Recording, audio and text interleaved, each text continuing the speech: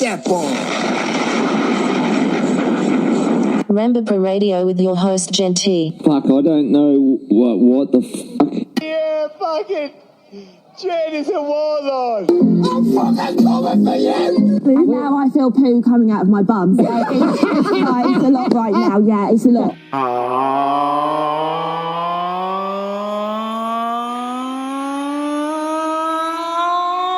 What's up, everybody? Welcome to Rampage Radio. I am your host, Jen T. Twitter and Instagram at Jen T523. But nobody cares about that. It's all about YouTube, Jen T TV. That's where all the fun is at. That's where the action, that's where the sadness, the passione, everything lives there 24/7. Jen, what I'm up to, what shenanigans might be happening, updates, going live, going late, posting copywritten videos, reposting copywritten videos with copyright music. Jen T TV. That is where I live, that is where I reside, and I hope you will like, share, and subscribe, because we're going straight to the top. And also, your girl has some news. It's important, because I couldn't resist. I'm going to Oasis again tonight. I'm a rock and roll star. Yeah. I got tickets. I fucked up twice, and there wasn't going to be a third time. I had 2 opportunities to get the tickets stupid cheap. One of them, I needed the homegirl Red Rage to come, but she couldn't. That's okay. And then I got another shot to buy cheap tickets, and I fucked up. They were gone. Kept waiting. So, did a little payment plan, and your girl's going to Oasis again. Wow. Can you fucking believe this? This is crazy. I'm just like, I can't resist. I want to feel that good feeling again. I'm so excited to see it with people who didn't get to go see it. And this will be their first time seeing Oasis in 16 years or ever. And I'm super pumped to sing along. Tonight, on a rock and roll star. Man, I'm so excited. I can't hold back. I know I told y'all last week I would stop talking about Oasis, but I can't, goddammit.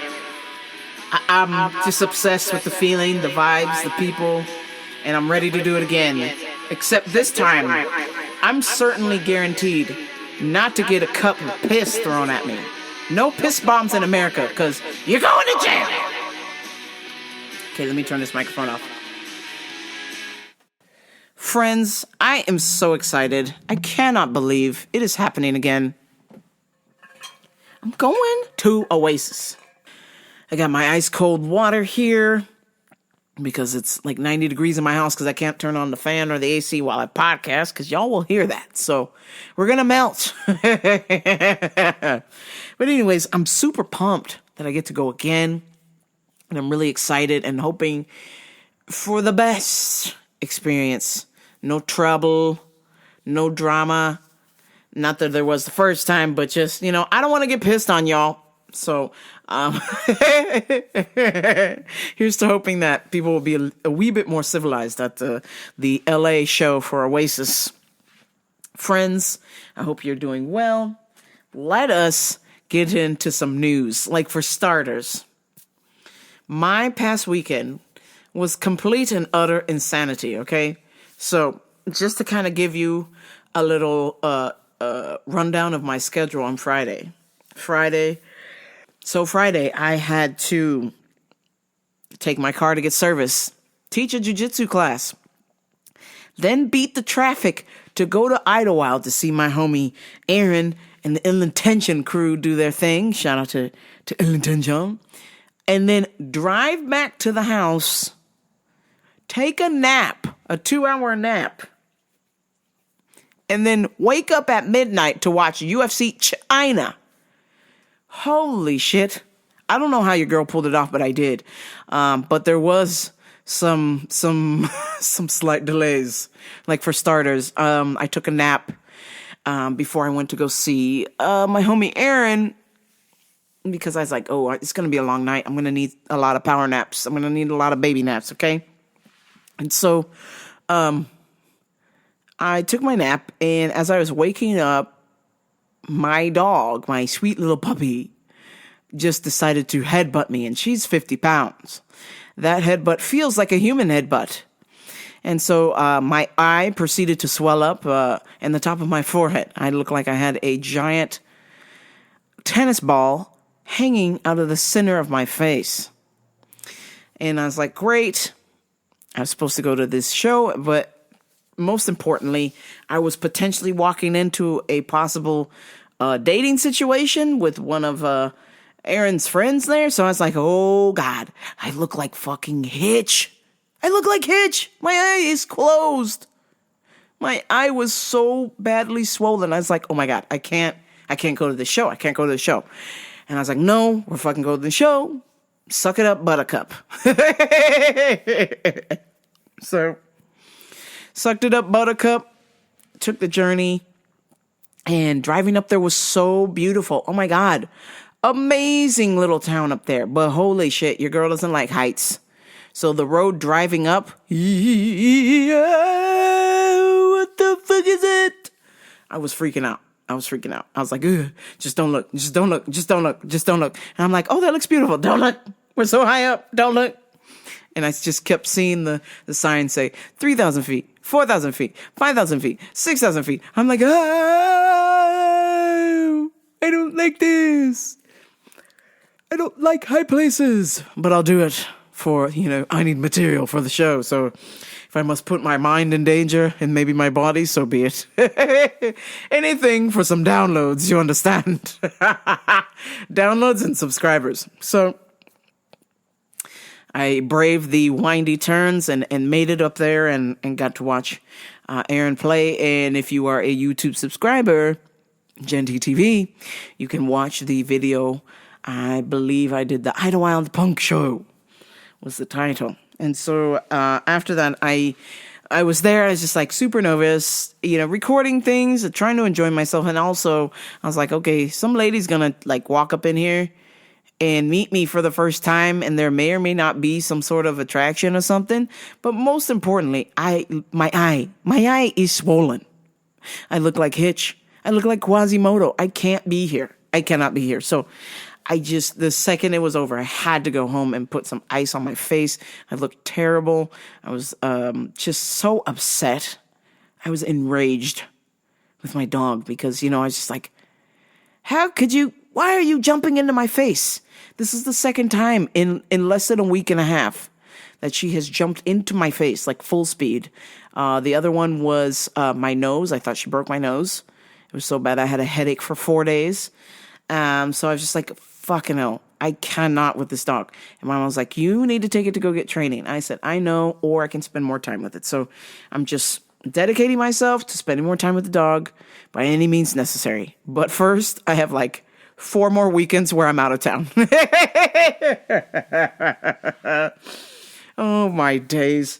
So I made it home, put some ice on my face, went to sleep, woke up at 11:20, ordered Popeyes for 11:45 pickup. They hated my ass when I pulled up at 11:45 and I wanted to get smoothies and or I wanted to get slushies. And they like to shut down the slushy machine early so they can clean it. I seen them. I was like, sorry. I want a slush. Please. But I know I needed it to try and stay awake for UFC China, which was on at midnight our time. And your girl, Ramboper, made it to approximately 2:45. That was the last time I saw the clock. And I said, I'm going down, Jack. I'm going down. Was watching it with some of my friends. And Jesus, I don't know how they stayed up the whole time, but they fucking did.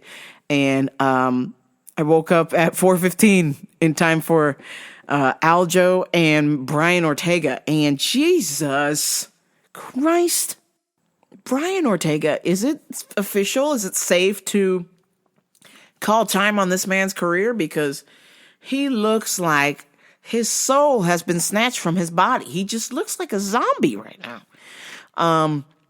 I know that he broke up with Tracy Cortez, which is a hola mami, mucho gusto. She is an hola mami for sure. And I swear to you, no joke, before T-City was with Tracy Cortez, Tracy Cortez was losing all of her fights. She would win one fight and then like lose three. Win one, lose three, right? Then they hook up. Okay, they're dating for like a year and change or 2 years. And all of a sudden, both of them are winning. They're winning their fights. T-City was always winning, right? But Tracy had the worst record as a lady fighter. The worst. And all of a sudden, she started winning. Well, something happened. They broke up. I don't know who's responsible, but I just know that Tracy Cortez is still winning fights out here, and my man T-City cannot get a win to save his life right now. His soul has been snatched from his body. I mean, go look at Brian Ortega at the weigh-ins. Brian Ortega and Aljamain Sterling. He looked like he just woke up. He had bedhead. Okay, this man had been lying down. And I guess it was due to the fact that he had collapsed trying to make the initial weight cut, couldn't make weight. So they had to do a catchweight fight because of a doctor's stoppage for him. He couldn't make the weight. He was going to get hurt. So they did a catchweight fight. And of course, Aljo just pieced this kid up like there was no tomorrow. Just kept hitting him with jab after jab after jab. And then something strange happened. Aljo was winning the fight. And I want to say it was the third or fourth round. He just starts running away from Brian Ortega. And this actually motivates him. This actually pisses him off. That actually starts fighting for real. And he's really trying to knock out Aljo and swinging on him and stuff. And Aljo has his back turned to T-City. And he's running away. I was like, oh my God. And then people started booing, which for an Asian crowd, that's remarkable. Usually they're pretty quiet. They started booing. Then he switched to a side, like a side giddy up. Like he was just like scooting side to side. And I was just like, bro, what is happening? We get you won the fight, but at least attempt to fight this man. This is just downright disrespectful that you just making him run after you. And I guess in hindsight, thinking that maybe part of his plan was to make him tired by chasing him. So I was like, that's sinister, you son of a bitch. But it worked. Aljo won. And it was just a terribly boring fight. And just T-City looks kind of awful. And speaking of god awful, we got some just horrific news coming through here. It is all over social media. I don't know how you can escape this. But if you don't know what I'm talking about, kudos to you. Maybe it's best that you don't see the tape because it's very brutal. It's a brutal knockout. So Raja Jackson, Rampage Jackson's son, was at a wrestling event. Raja Jackson was at a wrestling event with one of his friends who wrestles for this, kind of like a minor league wrestling team. It's not like, WWE or AEW or something. This is like, some local wrestling school thing, And so, I guess this gentleman that works for this wrestling organization invited Raja Jackson to come to the event and, watch. And I guess they had some agreement so Raja could live stream it on his social media. And so, there was some sort of incident behind the stage. I guess one of the wrestlers there thought, based on how Raja was dressed, that he thought, he wasn't in a singlet, but just the way that he just had like jeans and a t-shirt on, he thought that Raja was a part of the show. And so they were talking backstage, and the guy said something disrespectful to Raja, and Raja's like, I don't think this is a good idea. And then the guy was like, oh, do you not know who I am? and then he smashed a can of beer on Raja's head, and he didn't flinch. That was the crazy part, is he did not flinch. So I'm like, oh shit. This is how you know you're an assassin, where somebody could hit you over the head with a fucking beer can and you don't even move. You don't blink. I'm like, damn. Homie activated his Wakanda powers. I was like, oh no, it's on now. And so, obviously Raja got upset that he was hit in the head with a beer can. And then there was some arguing back and forth, but then they settled it. They shook hands or whatever. And the guy didn't know that Raja was not a part of the show. Okay, he's another wrestler there. He did not know that he was not a part of the show. So I guess that there was some sort of an agreement to, as like having like a little bit of payback because he hit Raja. Raja was going to come in the ring and body slam him. And so this brother Stu is in the ring, and then Raja slides in there and just does the unthinkable. Power bombs this guy so bad that the moment his head hit the canvas, he was concussed. He was out. He was out cold. And then Raja Jackson proceeds to hit Stu 20 times that I counted. I stopped at 20. There could have been more. He hit this man 20 times unconsciously. I mean, you're basically watching attempted murder.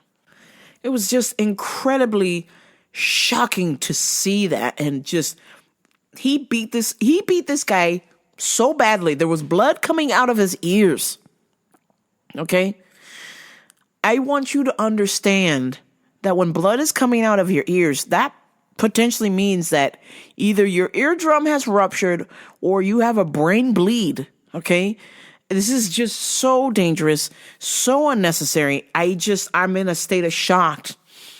I'm in a state of shock that this even took place. Okay? I don't know how you don't have a conversation with the rest of your wrestling crew and be like, hey, you know what? I'm bringing a friend by who's an MMA fighter. Please don't try anything silly or any wrestling move without speaking to him first. I don't understand how you don't put that clarification out there, that you just bring this man backstage and he gets hit with a beer can on purpose, and then now he's ready to go to war. And so the worst part about this is that Mr. Rampage Jackson, who is Raja's father, he knowingly admits that he knew his son was never going to go to college and that he saved up the college money as bail money instead. Well, looks like he's going to have to use it because Raja, I'm not an advocate of the prison system, but what I saw was completely and utterly preposterous and disgusting, and that child needs to be locked up. I know I keep saying child. It's a black people thing to call children child, but this man is 25 years old, so he knows better. He knows after this man's head hit the canvas, and he's flat out looking at you, eyes roll back in the back of his head, that you add a minimum of 20 more punches to this man's head? Sir. This is completely and utterly unacceptable. And so,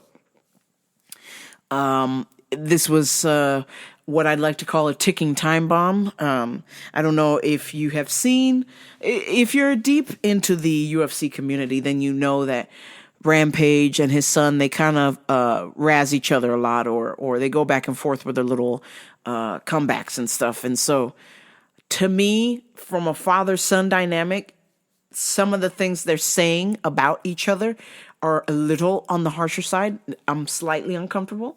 Calling your son stupid or cursing him out just because, I just don't think that's a good idea. I don't know what message you're sending, but it doesn't seem like a good one. So years of that, and then I guess now Rampage has a new podcast or YouTube show where he basically just shits on his son. And I'm not saying literally, he just verbally and emotionally abuses his son. And so there's only so much razzing that you can take or mental abuse that you can take before you snap. And so my thought is that this was just a culmination of everything. I'm sure Raja is pissed that his dad is one of the most famous UFC fighters on the planet.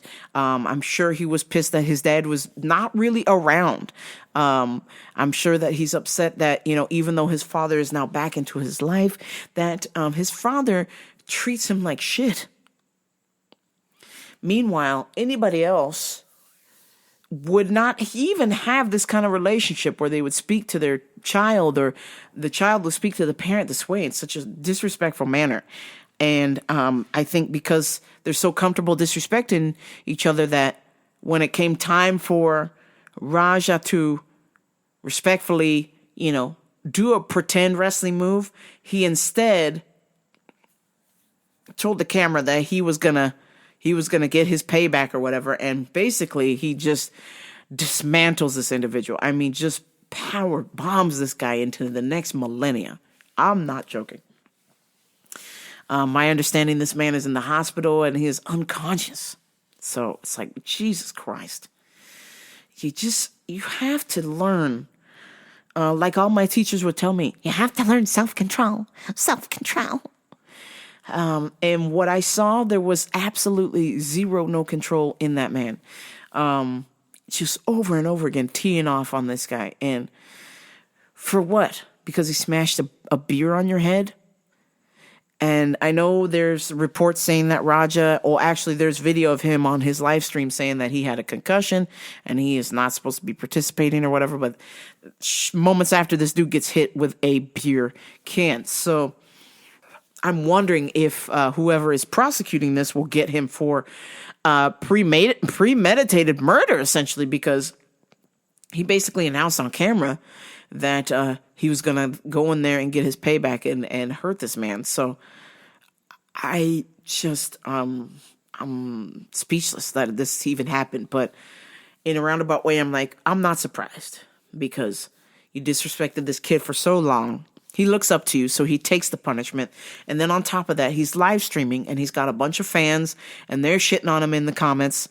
There's only so much you can take. And he let the camera know. Somebody was recording after the fact and he said, I'm not anybody's bitch. And, he's like, I'm not going to put up with anybody's shit anymore. It's like, wow. All right. I know that feeling. That's like, you've already redlined to the end, and there's nobody left in your wake. From what I saw, Mr. Raja is looking at a minimum of 5 years in prison. I'm not a lawyer, but I am interested in lawyer things. And so just battery, assault, all the nines, okay? And what is not going to hold up, because I'm sure there's going to be a civil suit shortly thereafter, what does not add up is that the wrestling school is telling the wrestlers that were witnesses to stay quiet, don't talk to the police. Meanwhile, that same school is asking people to reshare the post of Stu getting hurt, getting body slammed, and then punched over and over again. And the video is just so upsetting, because here is a lifeless man. He made a mistake. He didn't sign up to get brain damage, okay? I'm shocked. I'm just shocked that, and disappointed that he didn't, in that moment, he had a bad moment and he just could not bring himself to have self-control. Because now, obviously, he's 25. He's just starting his MMA career out. I'm pretty sure he doesn't have any money. So now the court system, because I'm certain there's going to be a civil suit, they are going to sue Mr. Rampage himself because he's got the money. Brother Raja does not. So this is all bad. It's just tough. It's very tough, and I feel bad because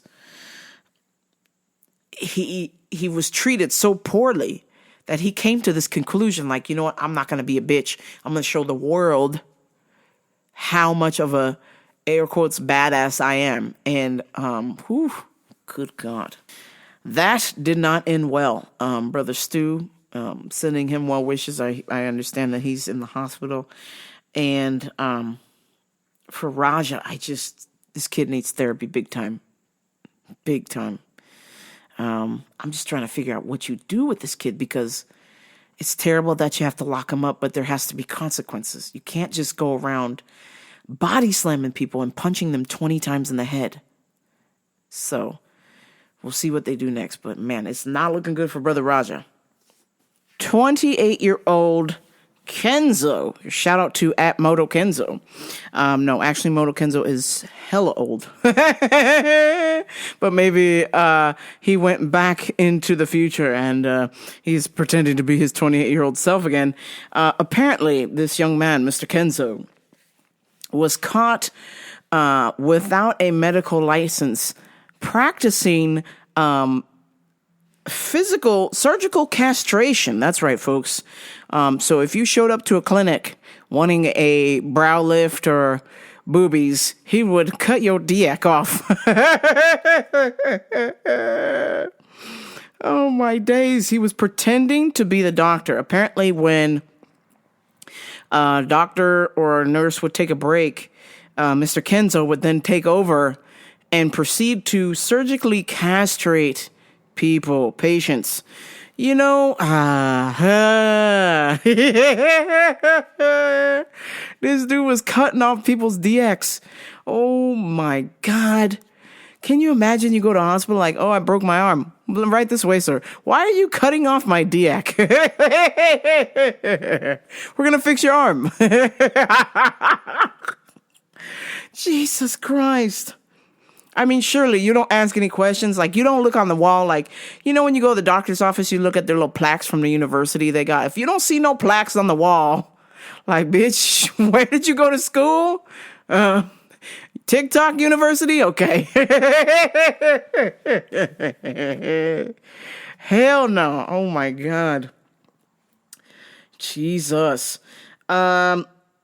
Speaking of Jesus de Cristo, Michelle Sperber, 68-year-old Michelle Sperber, had a 9.5-hour standoff with the Malibu police after being caught shooting bow and arrows at her neighbors or people walking dogs near her $12 million beach house, her Malibu beach house. And I gotta say, you know, think of how hard you work. You're a regular Joe.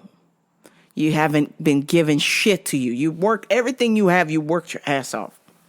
Here comes Michelle, who inherited all this money, has never worked a day in her life. And her father runs a famous landscaping company that does landscaping for, I don't know, Disneyland? That's right. He designs all the landscape for Disneyland and a couple other fancy smancy places. And basically, this chick has just been living the high life and was given a $12 million home in Malibu after her dad passed away. And so Michelle's a bit nutty. There have been images of her house posted on social media, and it is trashed. Okay? $12 million home on the beach in Malibu. Mind you, in Malibu. Okay? People would die to live in that house. Okay?